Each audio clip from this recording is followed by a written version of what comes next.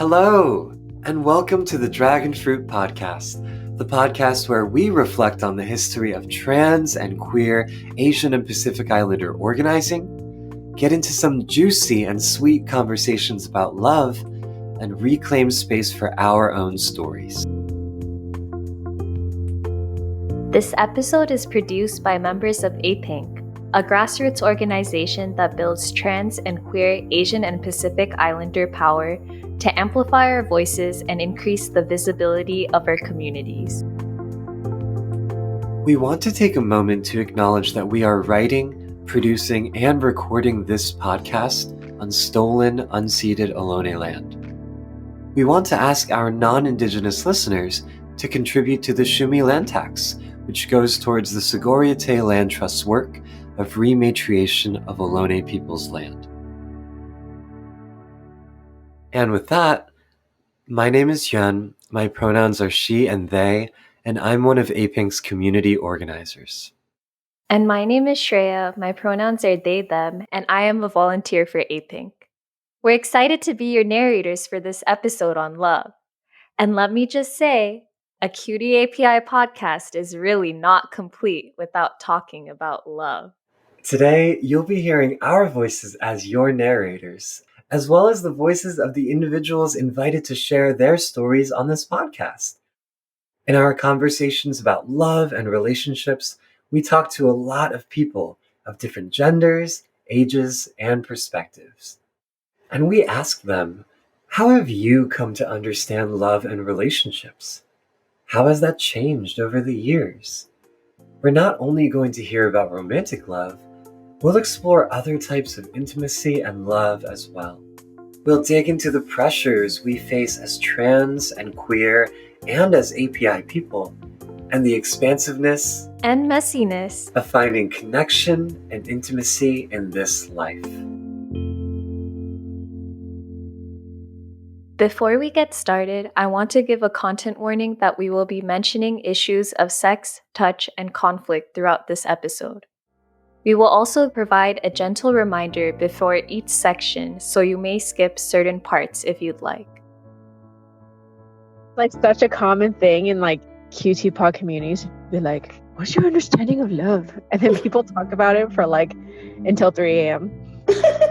And like they just met each other. Vita is right. There's something so special about people's juicy and spicy love and relationship stories. So often, love, relationships, and pleasure are pushed to the side, saved for moments when we're not too busy with work, navigating the challenges in our lives, or organizing. But as Adrienne Marie Brown writes, love, joy, and feeling good is not frivolous, it is freedom. As many of us are finding, pleasure and love are the point. Since this is a podcast about making space for love and relationships, juicy stories, joy, and pleasure, what is more appropriate than starting off talking about queering romance?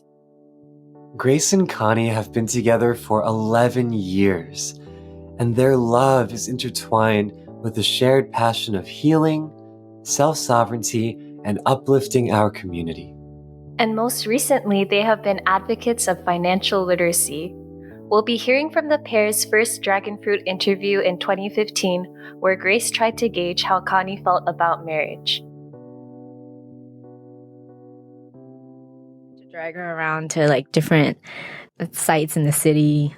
I'm such a big tourist, even though we've lived here for like over 3 years, but there's so many different places to explore. So, my perfect day would be to get up early, we go and sightsee, and then after that go for a hike, and then go to a fancy dinner, and then come home and watch a movie on the couch. Like all those things would be great. And Connie's now at a point in her life where I think that she's happy to just be at home. Yeah, I just roll around in bed and relax with you. It's fun. It's my perfect day. Did you want to talk about the marriage equality stuff? So that was kind of a big deal. Did you ever think that you'd get married? Oh. No. And, well, because growing up, not really having that model of like, same-sex marriage or whatever, I could never see myself in that heteronormative model. So I never considered it to be a possibility for me because I'm like never going to be wearing a dress, and that just seems weird to like spend your life with some male, and like it just never made any sense to me. So it was never part of my, world. But now that it's available, or like there's so many people coming together, committing their lives together and things like that, I'm still thinking about it, trying to figure out how that fits in my life. But now it is a possibility, so it's like, it's kind of good. More than good. For so many different reasons. What about you? Well, for me, I grew up with parents that loved each other so much. I mean, they're like inseparable, and they've been married for over 30 years now. And so I've seen their relationship change over time. I've seen them really happy together. I've seen them when they've been close to divorce, but yet they were able to work through it. So, and I've seen them make it through together through different struggles, like financially, with their kids, like myself and my younger brother. He has a disability. And so I've seen them support each other throughout their relationship. So for me, it was always like I expected to have that in my life at some point with somebody. So I always figured that I'd eventually get married to somebody. It's just whenever the right person came along. Some bunny. We have 2 bunnies. Cool. Yeah. So you don't think that so now that it is available, you don't think that you said that at some point you could actually see why people get married now, even though. Well, I think the whole like settling down thing, and I mean, in our current structure of like society, it makes like sense in various ways, but the romantic aspect of it, yeah, I think as I'm getting older, I feel like, yeah, why not plan a future with one person and kind of have that thing. I'm not very articulate about it because I'm still like processing the whole thing. So, but yeah, commitment is could be a possibility for a long time or something. Mm-hmm. That's good to know. Well, I was wondering if you would make it like a real possibility, and what the? Really? Marry me. What? Are you serious? You're really serious? You're doing this right now, on record. Oh my god! Really? Yes, Connie, I love you very much. Oh my god! Would you please one day be my wife? Okay.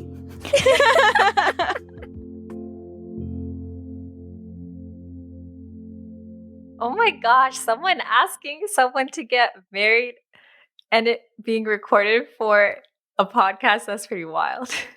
I know. I cannot imagine how brave you have to be to do something like that. And it's recorded for forever. That's kind of special. Yeah, it's pretty incredible. But I think that even though marriage is seen as the ultimate goal or achievement of what cis heteronormative relationships are supposed to look like, Connie really challenges this expectation and asks Grace the question, how can we build in queer marriage so it's not just centered around this narrow view of romance, but shaped instead around possibilities and an expansive way of committing to each other? And now, 6 years later, Grace and Connie are actually married.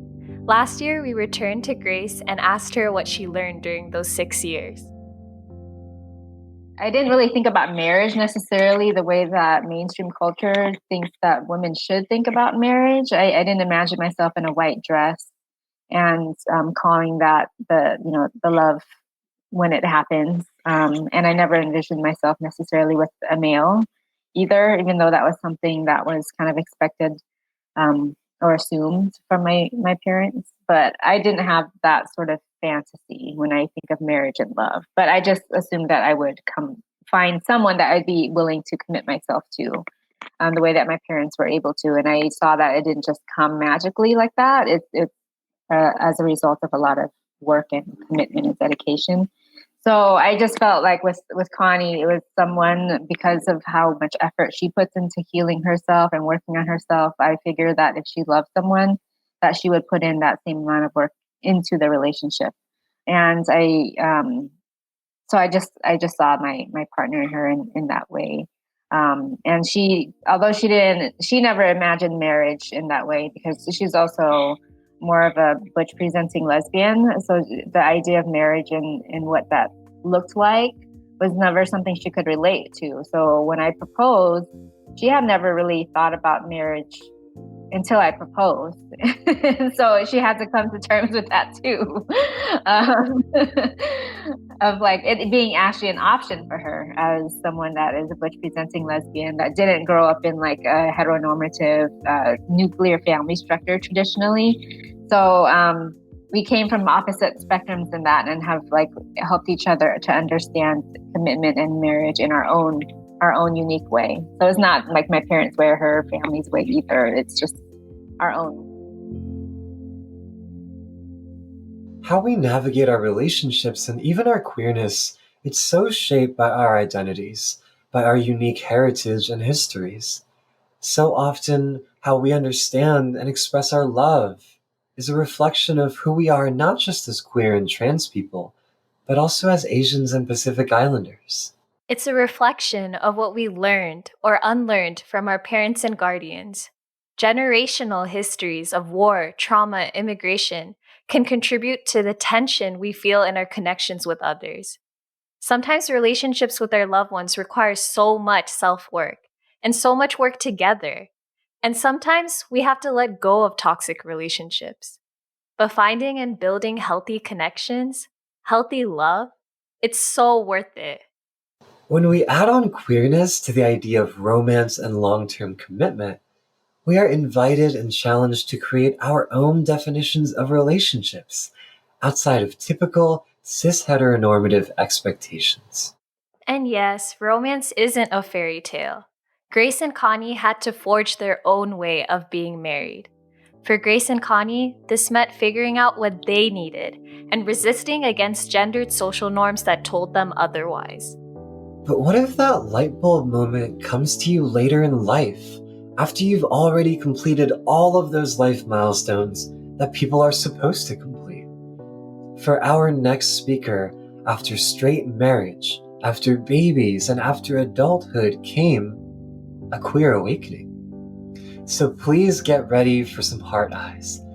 Ellen Tsunoye is a third-generation Japanese-American elder and an ordained pastor who has been happily married to the love of her life since 2017. Ellen tells us about how she discovered her identity later in life.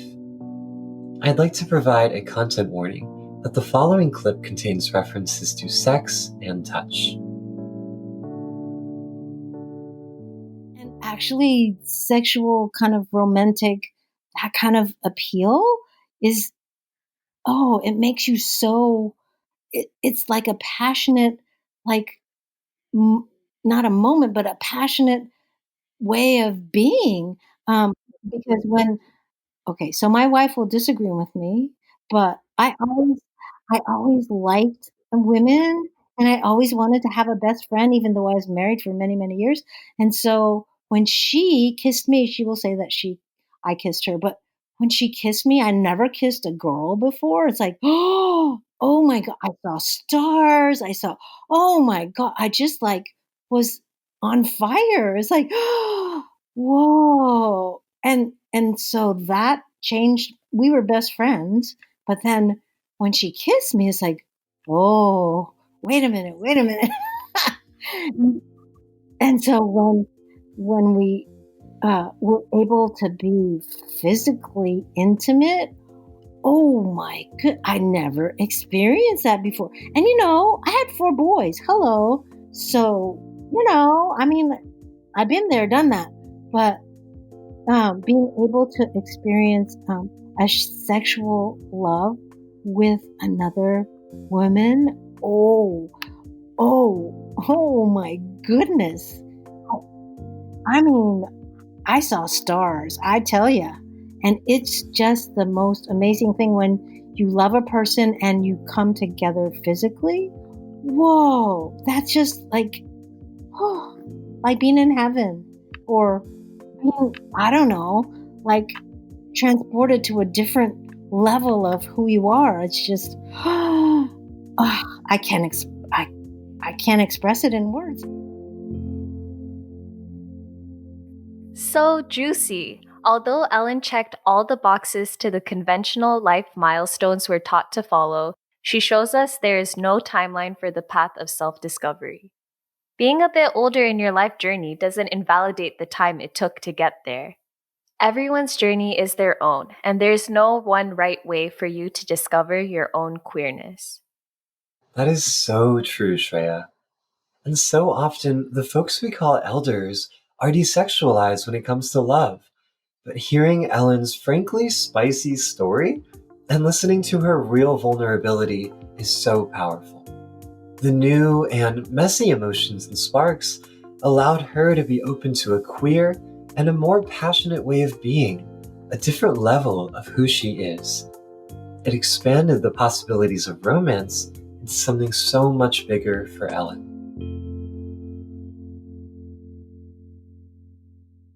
Shreya, as so many of our storytellers have shared, a lot of us don't actually fit neatly into common portrayals of love. And we've had to figure out what love means for us through experimenting, exploring, and reflecting. Yeah, truly. For our storytellers, love also stands for something beyond just romance. It's our relationship to our friends, family, community, and even to ourselves. It's about practicing care for each other. Yes, that is so true. And that's why I'm really excited that next up, we are turning to an intergenerational conversation with Justine Shree. Justine is a longtime A-Pink member who always wants to know what you're dreaming up for yourself and your world. Here, they share their perspective as an aromantic person, the importance of prioritizing different forms of love, and how scarcity can show up in romance. What's interesting is, I think the theme of what I've been listening to from the three of you is that we're destabilizing this notion of like a centralized, monogamous, romantic relationship, right? And it's so interesting for me because I identify as aromantic, and I think I've had conversations about that with you all in different varying capacities. But, for me, part of what that means is, romantic attraction and relationships doesn't really make sense to me, doesn't feel central to who I am or how I relate to other people. And so when I've often used like this analogy when I think about love as like relationships are like plants, right? And I'm in a room and I have like a circle of plants around me, and each of those plant pots represents a relationship I have with someone else or with an idea or with something. And the reason why I love this analogy so much is because there's a feeling of like interdependence there where, let's say I'm feeding the plant sunlight and the other person is feeding the plant water, right? And those things are not the same thing and they happen in different quantities and in different flavors, but they both work together to keep the plant alive, right? And in my worlds, my plants are people, right? So many of the people I've met through A-Pink, people I've met through organizing, through deep vulnerability, through deep community work. It's also family, right? Whether it's chosen family or biological communities of origin.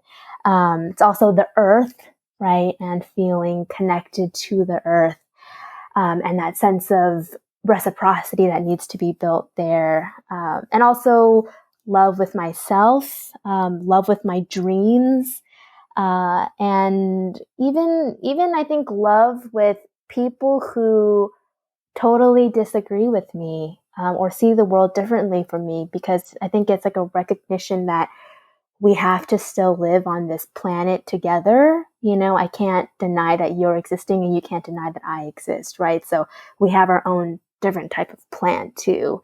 And I think the reason why this analogy has been so central for me is because, you know, it's not necessarily like there's a hierarchy, right? And it's not like I'm creating my life around other people in like a romantic relationship. It feels more like collectivist to me, right? A little more diffuse in terms of power. And I think what has been really important for me to learn through all those types of relationships, because they're definitely not equal relationships, right? Like the relationship I have with my family of origin is so different from the relationship I have with like you all on this call, who I feel very deeply towards. Um, but so I think what love has really taught me is that, you know, it's also about a lot of grief and suffering and pain, as much as it is about the joy, right? And the moments of like beautiful transformation and connection, and finding the fluidity among all of those things.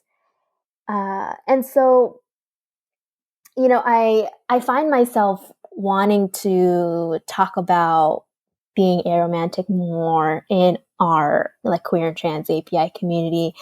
And I have found a few folks who definitely resonate with a lot of the same things, right? Of how can we really think about love more expansively and think about how our relationships with each other are like these testing grounds or these like playgrounds or like creative grounds to imagine the type of world that we want to be in, right? And I think that resonates a lot with A Pink's way of organizing too, where everything is, you know, really relationship based, like even starting the Dragon Fruit Network and Dragon Fruit Project that came from a place of relationships, right? And so if relationships are this creative space where we're going to not go by the norm and we're going to do what makes our hearts feel most free, then, you know, why are we submitting ourselves to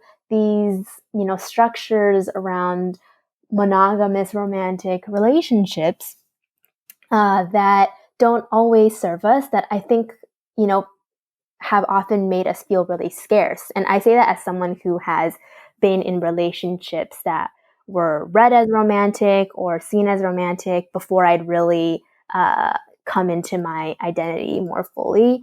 And yeah, noticing that for a lot of queer and trans people, we've often felt a lot of like lack in our lives of feeling like seen or understood, you know, especially if our families of origin did not love us fully, right? And so when we, at least for me, like what I've seen is that when folks find someone who they really resonate with and connect with, there's this like feeling of, oh my God, this person is the person I need to make sure I have with me for all time, because they make me feel safe and they make me feel like I'm okay. And that is so important.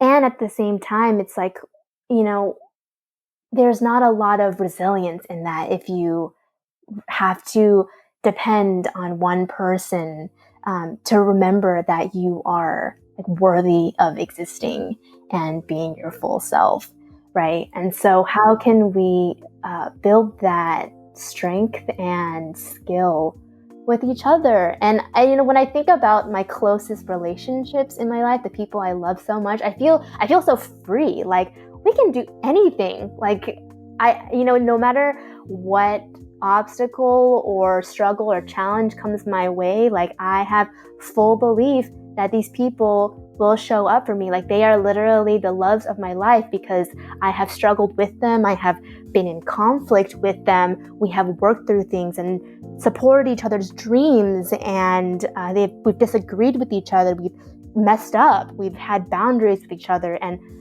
believing that through all that, we're still gonna be there for each other because we do keep each other alive in the most like nurturing and like free way.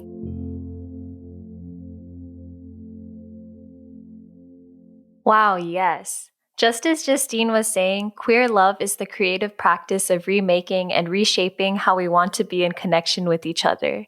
It's not just about dating. It's also about building the world we want to live in, a world where we confront isolation with care.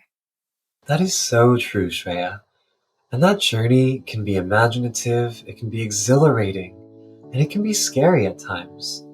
The models for the love that we're trying to build aren't always easy to find. But when those models do exist, they give us an opportunity to break through oppressive and normative ideals. Next up, I'm so honored to introduce Steve and Vince, who you may have heard in episode 1. Steve and Vince are LGBTQ elderly activists who have worked in the HIV, AIDS, and LGBTQ movements since the 80s. Steve, a fifth-generation Chinese American, and Vince, a gay Chamorro man, got together for a conversation and shared about their relationship to their parents. Probably in my 40s when I was about to make a job change. It felt like a big identity change for me. I had anxiety attacks and things like that, and what I think helped me get through that period was like to really just start to embrace like the idea of love as like not just in that agape way, but like that love is such a precious kind of term when I started to learn like it's just about like trying to acknowledge my human connection to people. Just the practice of starting to actually tell people I love them or like saying goodbye in a way that was like acknowledging the love that we have was a big deal for me to like really start to look at the different types of love that I have. How about you, Vin? Wow. For me, as somebody in my 20s, I used to think, if I loved somebody, I had to sleep with them first to figure out if it was going to go anywhere. I have since changed, I think, Steve, we may have talked about this, but one of the concepts that I embraced early on in my living with HIV and AIDS was that love heals. And often I'm asked what brought me into this work, and I'll say love. Then I'm asked, well, what keeps you in this work? And I'll say love, because, it is these different kinds of loves. Even Steve, you and I, we knew each other so long, but I think it's only the last couple of years where we started to say, I love you or something like that. And it's not corny. It's just, this is a testimony to our relationship. And, also for me, there's family. I fought for gay marriage in the early 90s, but I can't honestly say that I totally believed in it, because I was like, the only marriage I really had to compare to was my parents. And I thought, oh my God, who wants that? But anyway, that has changed. People know, I've been taking care of my parents the last couple of years, and to watch them fall in love under the nursing home, and to know that they're in quarantine right now and that they love each other and that they're together. So for me, it's been expanding that concept of love, just understanding that I was doing an interview with someone last week, and I don't know what it was. It's like, I realized like, I'm not a vengeful person. like I used to think I was, like I always used to fantasize about getting revenge on someone who hurt me and stuff like that. I'm like, that just never works out for me. And I realized that's because that's not you, And so I think that for me is like, comes along with that love heals piece, is like understanding that, I am more loving than not. And that's, I apply that much more to I'm much more willing to work on relationships now than I used to be, because before it was like, I'm dying, get out of my way. But now it's like, what? Over time is how we build this, and I will stand by you. Maybe I won't always stand by you, but if I don't, and then, that's just the way it was meant to be. So, yeah, anyway, I'll stop talking about that, because who knows, I might start weeping because I can feel that. But yeah, and I have to thank my parents for that, because ultimately they've taught me, my dad's going to be 86 in a week. My mom will be 86 in a month. And it's like, what they've taught me is like really how love can look different, and how it might not be that romantic love that we were like spoon fed growing up in movies and stuff. It's like, it doesn't turn out that way. And yeah, I'll just leave it at that.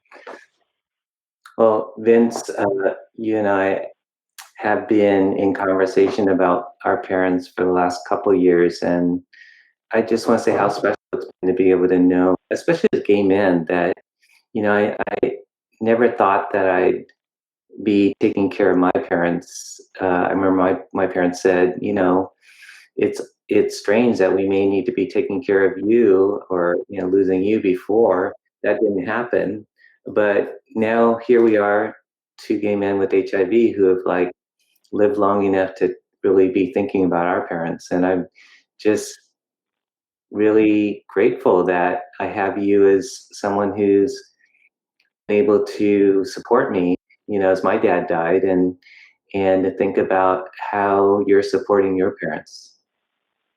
Thanks, Steve. I'm a little choked up.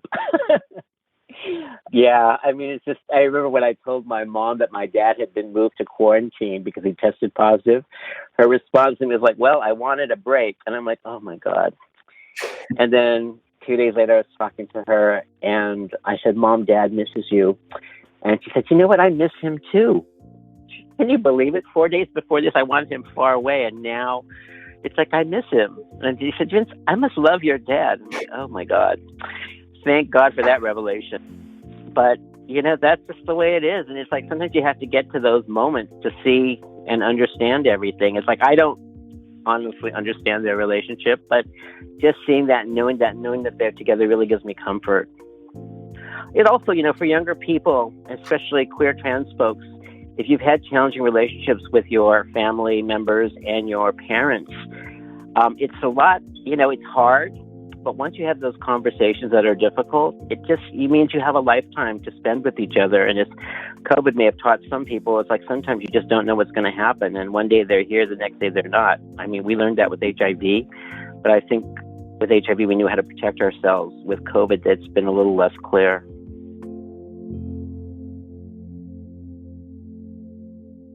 We learn to love from those who love us. And who loves us could be anyone who has cared for us.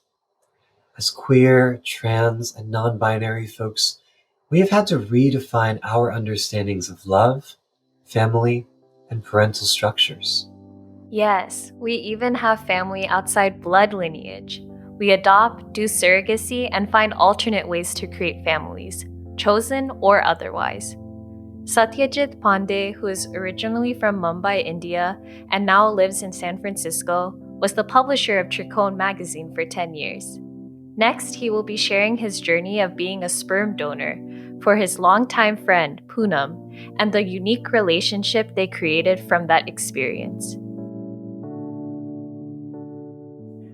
Yeah, so one thing that has changed is, not have a very, inflexible, let me put that word, inflexible view of a relationship. It can be different things. And talking of different spaces, I have a very good friend, Poonam Kapoor, and she approached me to be a sperm donor. And this was like 3-4 years ago. I was almost 50 then, and I said, I'm going to be 50, I can't take care of a kid, But she said, no, you can be like a good uncle or something like that. And she was partnered, or she was going to be partnered that time. And so I ended up having a kid when I was 50. Through these unique parenting relationships, we see the values of radical abundance. To have and nourish a child with your friend outside of romantic relationships really breaks down all the barriers we thought were involved in parenting. Yes, so incredible. And creative parenting journeys can also lead you to discover unconditional self-love through an unexpected journey, as our next storyteller Giselle found out when she became a godmother. Giselle identifies as a queer cisgender female. She's a proud San Franciscan of Indonesian Japanese ancestry, and her most profound relationships are with her goddaughter and her adopted dogs. I am a godmother. I basically co-parented my goddaughter. And so for me, the unfolding or the peeling back of myself to really understand unconditional love, when you welcome a child into your life and you make the commitment that come hell or high water, baby girl, I'm going to be there for you. I am going to be there for you. Which, yeah, you say that to lovers, but do you really? I mean, so. But for me, it's like, nope. From at least K through 12, I'll be there for you. So, so that was one turning point, and it really, Canyon can attest, it really changed my life. I went from being the person who, commitment wasn't part of my vocabulary to being, the career person and, going up the ladder and to make sure that I had gainful employment so that I can honor my obligation to this lovely little child that was growing, right? And then about, 15 years later or so, actually like 20 years later, I had a health incident, and it really caused me to think about unconditional love in a different way. Like, who is there for you without question, without judgment, and who is there for you, who is happy to see you no matter what, whether you have hair, no hair, whether you have an app, just whatever, just as you are, who is there for you. And so that really caused me to relook at my, friendship bubble, if you will. And it kind of changed. I kind of said, hey, who can I count on? Because it's a special kind of love when somebody can just listen and not rush to solve and not try to change you and not try to package you. You know what I mean? And when I was able to sort out and really feel for those individuals, and I say individuals because one of my main support groups was my dog at the time, and that helped me realize, hey, if you want to live a really rich, fulfilling life, it doesn't have to revolve for me around romantic love or having that partner. Because, I do have friends that have had 30, 40-year relationships, and I applaud them, and I love seeing them together. So they're really beautiful. But that's not me. That's not my bag, Going through those two events, making a commitment, really caring for someone and watching them grow, and then having a health incident and really having to assess who's my core team, who are the people that were really there. It really, it helped me evolve, I guess is the word. If I can say just briefly that Giselle was the most loving, devoted parent you could ever imagine. One time we were at these friends' house, and I think the daughter was, I don't know, 8 or something. And I said to Giselle and Shirley at the time, I said, wow, it's really a sacrifice, this parenting. And Giselle said, Canyon, we use the word investment.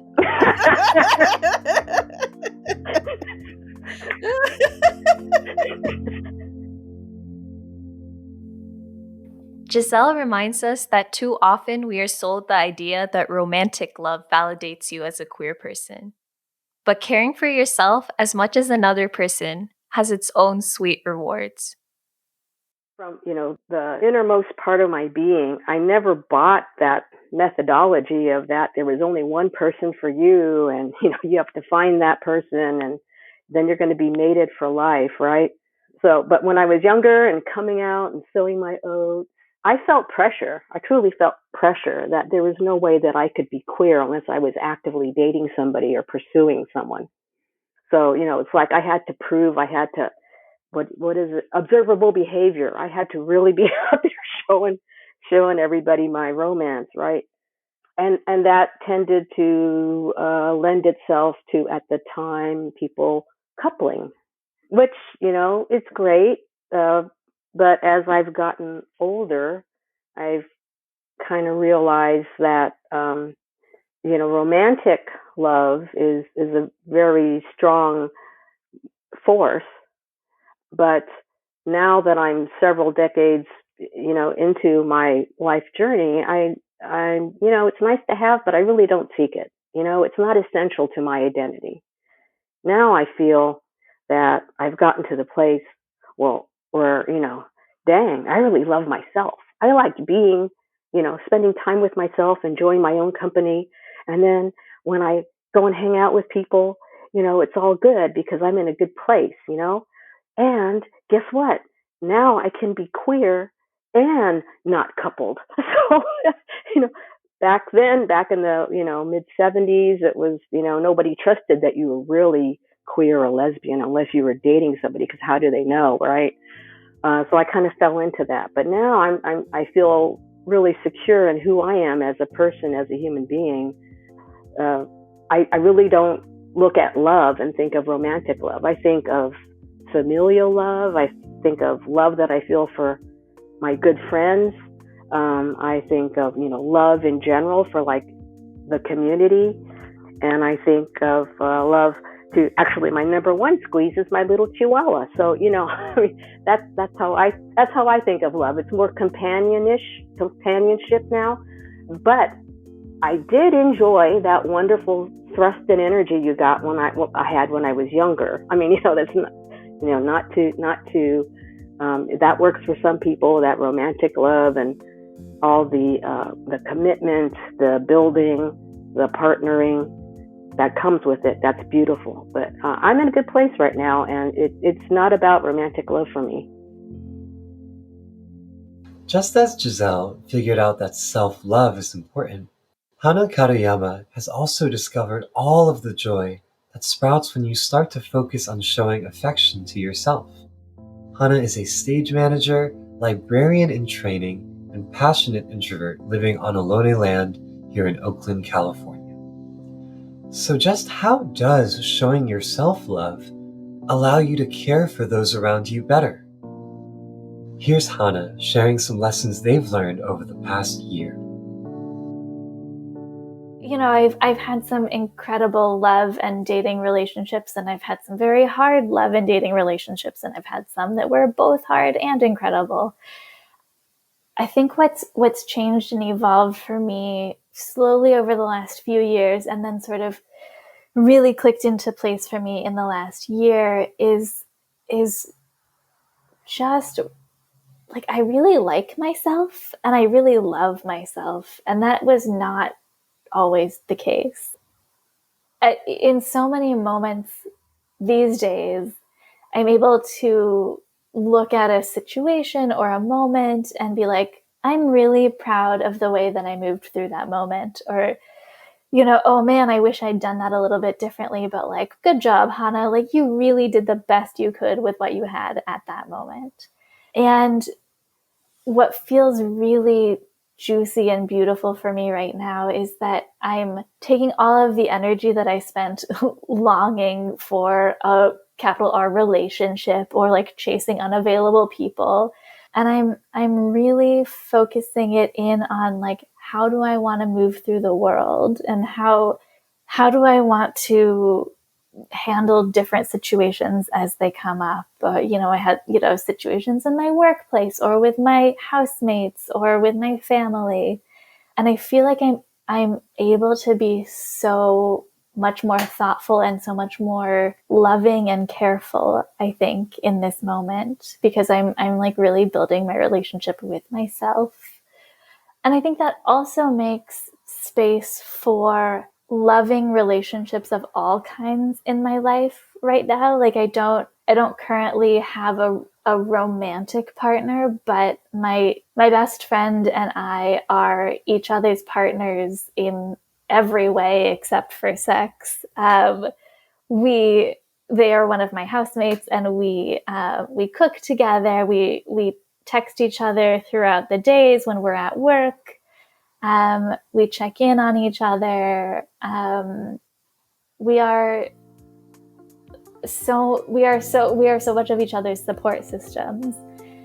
I'm really proud of building that relationship in a way that I wouldn't necessarily have thought to do before, when I thought that like capital R relationships or romantic love were the only things or the only ways to do that. Wow, Hana's journey to self-love is just so liberating. How many of us have been asked why we don't have a partner yet? How many have been excluded from conversations just because we're not in a romantic relationship? The happy endings we see in stories around us are almost always related to romantic love. Boo! Yeah, boo! Hana shares more about their own experience of how they were conditioned to think about love growing up. I grew up like really buying into this thing that we're fed, that true love will save your life, that true love will save you. And, true to my nerdy librarian roots, I grew up and kind of came to an understanding of my queerness through reading queer young adult novels. And at the time I was reading them, the cast of characters in pretty much every queer YA novel was like skinny white girls and then some skinny white boys.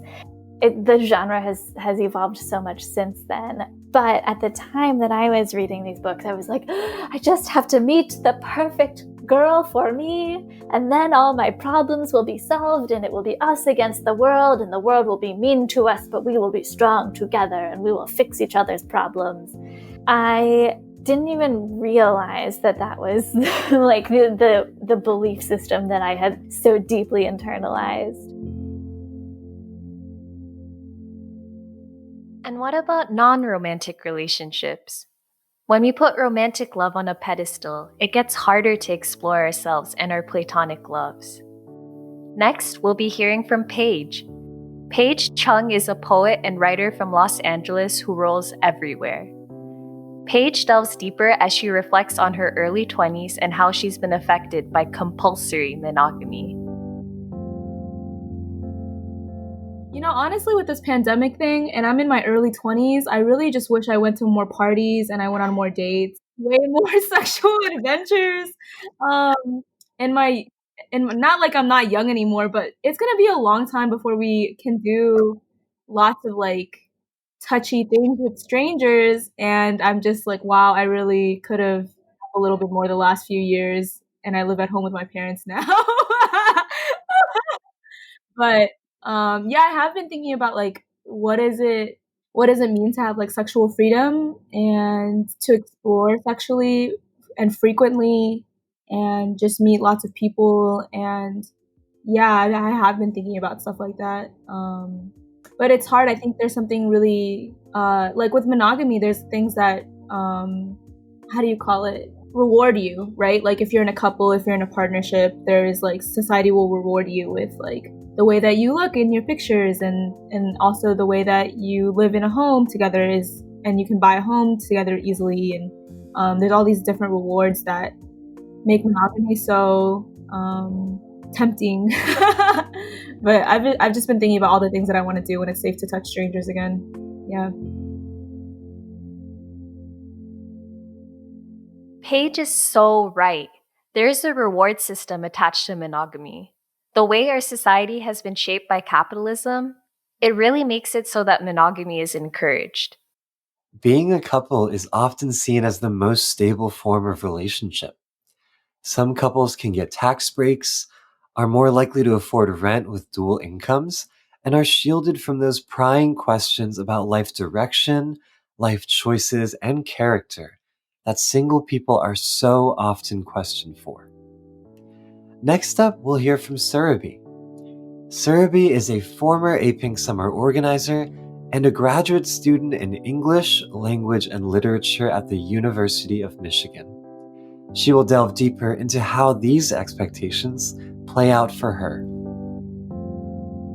When I think about this question, I think a lot about how different people define being queer in different ways.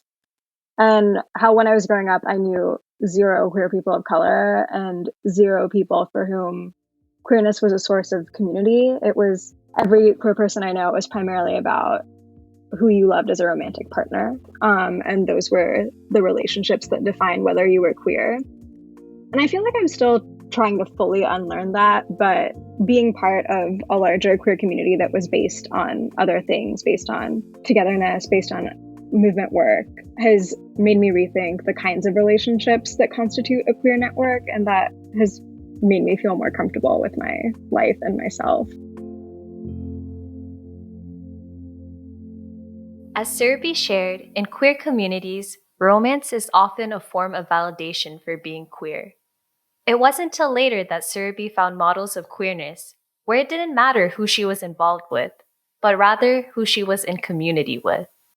Surabhi's experiences parallel another community member's, Jo Shi. Jo is an assistant professor of rhetoric and writing at the University of Texas at Austin. They are also a core faculty member in Asian American Studies and an affiliate of the LGBTQ Studies program. Let's hear what Jo has to say. So much of my life was steeped in that narrative that your like single monogamous dyadic romantic partner was supposed to be love, right? That was the definition of love. It was either that or familial love in the traditional nuclear family isolated unit sort of way. And to be a queer Asian American in that context, in what was a conservative family, it felt like I had no access to this thing that we called love. A couple decades later, reflecting back, I am tremendously fortunate to have had the really powerful world building love of wonderful friends or kin, really. And now I think of some of the most loving and powerful relationships in my life as ones that are not defined by, bloodlines or necessarily romantic ties, but just people who've come together with tremendous care for one another. I don't know if that's the last 5 years specifically, but that's definitely been a gradual shift in my adulthood. I grew up in a sort of stereotypically Asian American household in that we never said the words "I love you," and I really adore that I have friend groups that say that all of the time. It means a lot to me that we are that expressive in our care and active in it for one another. Jo echoes what so many others have shared so far. Sometimes the models of love that we inherit, they just don't match up with the love that we want to practice. And in our pursuit of that new kind of love, we try so many things. Hell yeah, we do. We redefine ways of being together outside of what society expects. Yes, we prioritize relationships that are based on care and on our own agency. And we embrace ourselves and each other in all our messiness.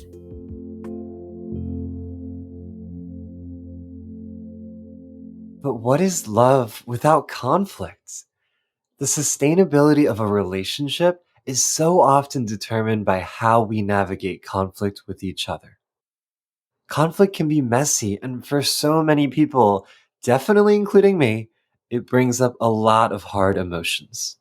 Same. More often than not, the examples of conflict we see in our families, friends, and in mainstream media don't equip us with the tools to have generative communication with each other. This leads us to believe that conflict is a point of fracture in our relationships, rather than an opportunity to strengthen it. Hey Yuan, guess who we're talking to next? Who? You! Ah! Yuan will be sharing her reflections on how conflict shapes her understanding of building loving relationships next. There's so many ways, but one really clear change that I felt is I remember that when I interviewed like 3 years ago to be a summer organizer, the people who talked to me, I think it was you and a friend of ours, asked, like, how do you deal with conflict in your life? Like, if conflict shows up between everybody, how do you deal with it? And I was super caught off guard. I remember sitting in front of y'all, like feeling real nervous. I was like laughing, but also like really uncomfortable. And I was like, gosh, because I think I really avoid it. And as I sat there, I was like, when was the last time I had a meaningful conflict? And I couldn't think of one. And I was like, just felt so exposed in that interview for myself to see. Um, that an unexpected way that my relationship with love and other people has changed through APINK and through just having queer and trans community has been around conflict. That actually, like, conflict is not a sign of an unhealthy relationship or one that has to go necessarily, but actually that, like, conflict is a sign that, like, honesty is happening And honesty is essential to a relationship. And I feel like that's something that I did not expect to be like learning or practicing through this work. But I even remember like when I joined as a staff person, like going to core meetings and being surprised by the level of honesty and accountability that members and staff folks asked of each other. Of like, hey, like that didn't get done. Like, what happened? You know, holding that question with compassion and also celebrating when folks like did practice accountability in like really open and vulnerable ways. Yeah, I have just noticed the ways that over the past year, like having relationships with queer and trans API folks that feel solid to me. Um, I've also had moments where like I've been able to say, hey, you know, that thing you did kind of hurt me or just didn't feel great. Like, can I share with you a bit more about that? And I've been able to offer that to other people and like apologize proactively, even when things aren't like the end of the world conflict. So I feel like that has been a really big change for me around love, just practicing, um, not like avoiding discomfort for the sake of a relationship, but actually seeing the honesty as such a non negotiable thing that yeah, like I'm trying to practice it and I know I see people around me doing that too. Yeah, so I think that's been a big learning for me.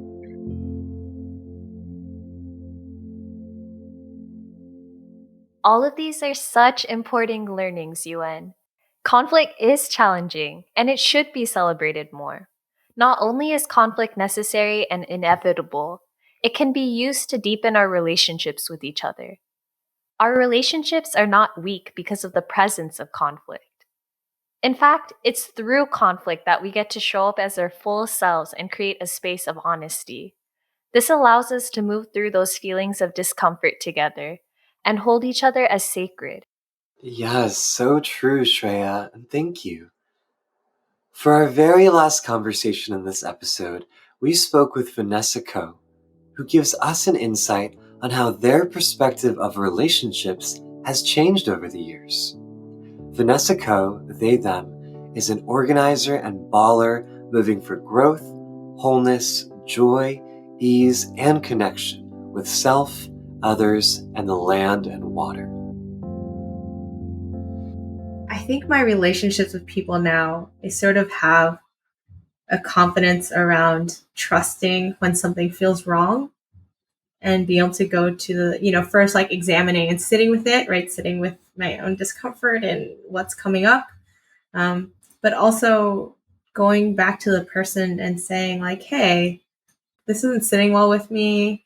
I trust the relationship we have, and I kind of want to talk this through a little bit, or like knowing that relationships are not sort of flat.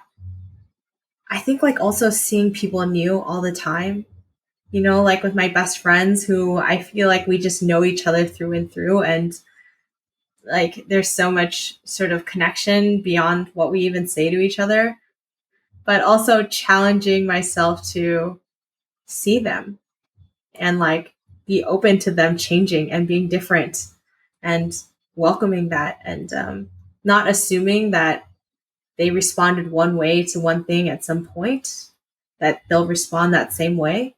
And I think it gives me and the people that I'm in a relationship with like a lot of freedom to be together. Yeah, like trusting the gift that I am and trusting the gift that they are. And yeah, and like moving toward those places where there's like joy and that like help me to feel my own dignity. That it's not just about like being known or being seen, but like practicing seeing. And like if I don't show up authentically in my relationship with someone, then I don't actually give them the opportunity to see me. And like if I don't actually name hurt or confusion or difficult moments, then we don't have a relationship like the one that I want. And if I genuinely want the world to be in deep connection, interdependence and all of that, then like I have to open myself up to that, even if it's messy and hard, which is probably the theme of this conversation is like, oh, that shit is messy. And look, we're still here and we choose each other. Yay, progress. Summary of our call. So yeah, I appreciate the question. I appreciate where it's taking me.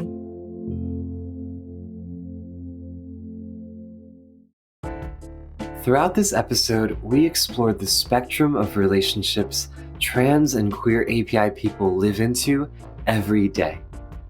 While it differs from person to person, one thing is constant. Trans and queer API love is abundant. It is irresistible, and it is as expansive as our beings. As we close, we want to leave you with some questions to think about. How do you situate yourself within the stories people have shared? What does love mean to you? What kind of love and what kind of relationships feel authentic to you? As you think about love in all of its forms, go express that love to someone close to you today. I'll start. Thank you, Yuan, for being the most tender-hearted beeb and for sharing so many goofy moments with me. Shreya, thank you for being you and my friend for years now.